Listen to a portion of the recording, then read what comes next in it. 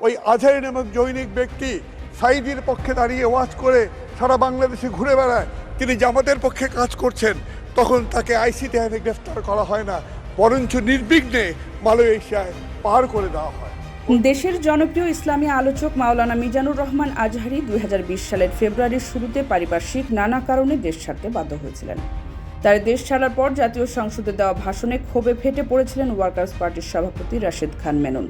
দীর্ঘ 4.5 বছর পর মালয়েশিয়া থেকে দেশে ফিরেছেন আজহারী। বুধবার নিজের ভেরিফাইড ফেসবুক পেজে নিজেই এ তথ্য নিশ্চিত করেছেন।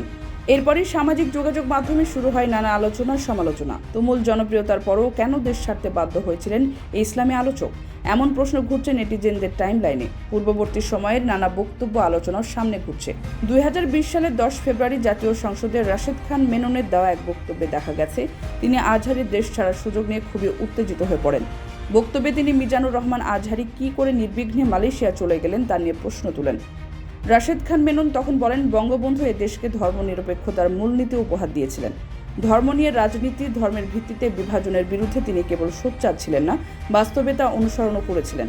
প্রধানমন্ত্রী বলেছেন, কারো ধর্মানুভূতিতে আঘাত দিলে আইনি ব্যবস্থা নেওয়া হবে। আমি এই সংসদে স্পিকারের মাধ্যমে প্রধানমন্ত্রীকে ইউটিউবে প্রচারিত ধর্মীয় বিভাজন সৃষ্টিকারী কিছু বক্তব্যের পেনড্রাইভ দিয়েছিলাম।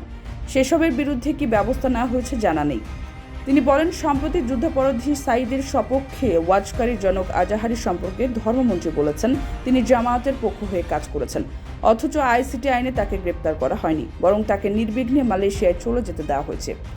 আর শরীয়ত বাউলকে আইসিটি আইনে গ্রেপ্তার করে জেলখানায় রাখা হয়েছে।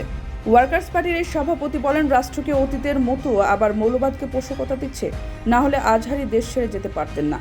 খতমের নবুয়ত নতুন করে হুঙ্কার ছাড়তে পারে না। এরাই কয়েকদিন পর পাকিস্তানি কায়দায় ব্লাসফেমি আইন প্রণয়ন করতে বলবে, যেমন এই সংসদেই যুদ্ধাপরাধী নিজামী সে প্রস্তাব তুলেছিলেন।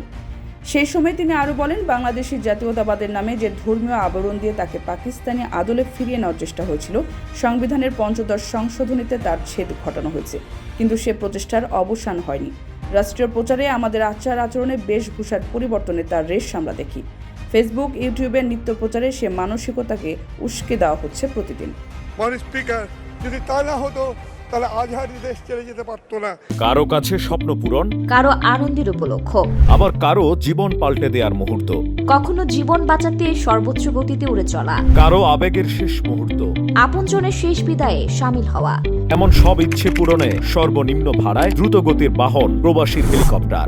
আপনার প্রয়োজনে যোগাযোগ করুন আমাদের হটলাইনে।